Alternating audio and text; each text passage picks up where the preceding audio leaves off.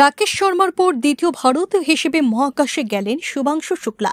আজ ভারতীয় সময় দুপুর 12টা 1 এবং আমেরিকার সময় রাত 2টা 30 শুভাংশু সহ 4 মহাকাশচারী স্পেসের উদ্দেশ্যে রওনা দেন।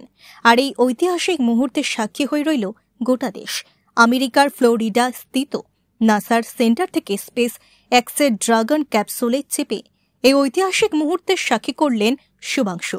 ভারতের লখনৌর বাসিন্দা শুভাংশু 28 ঘন্টা পর স্পেস সেন্টারে পৌঁছবেন।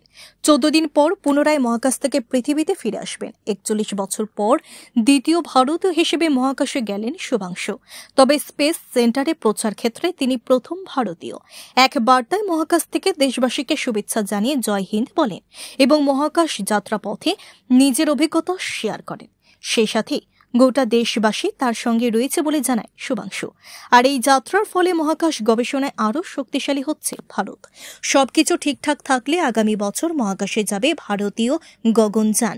বিজ্ঞানীরা ধারণা করছেন শুভাংশুর এই আন্তর্জাতিক স্পেস অভিযান আগামী বছরে ভারতীয় গগনযানকে অনেক সাহায্য করবে। Bureau report, BTV Tripura news.